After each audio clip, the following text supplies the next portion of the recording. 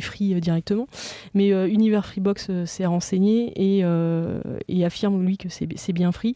Alors, la perquisition, ça serait pour voir, en savoir un tout petit peu plus sur l'offre à 2 € de Free Mobile, parce qu'il y a un gros soupçon de vente à perte, en fait. D'accord.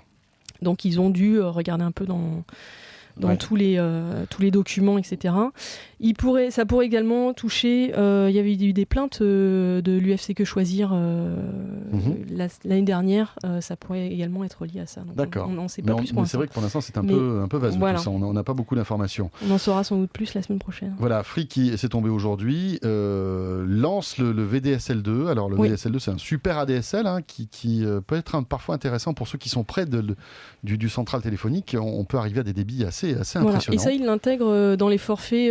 C'est pas en plus, c'est pas en option payante, c'est pas une etc. option payante. Donc voilà. ça, c'est pas mal. Mais par contre, ça ne concerne que, à ma connaissance, 2 régions. C'est la Gironde et la Dordogne. C'est deux départements. 2 départements. Ouais. Voilà. Et oui, effectivement, alors c'est une super technologie pour ceux qui sont près de leur centrale, près du DSLAM. En revanche, au-delà de... Plus on s'éloigne, moins ça devient intéressant. Plus on s'éloigne, moins ça devient intéressant. Au-delà de 2 km, ça sert absolument plus à rien. Mais en revanche, si on est à moins d'1 kilomètre de la ligne, là, on explose des débits, même en upload. C'est ça qui est fort, c'est que on sait que la DSL est limitée à 1 méga en upload.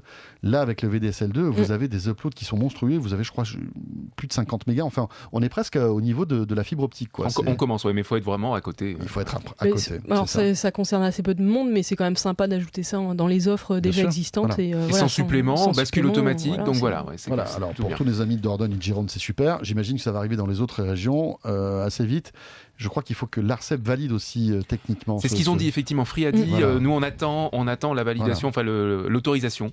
Et dès que c'est permis, à noter que ce n'est que la Freebox Revolution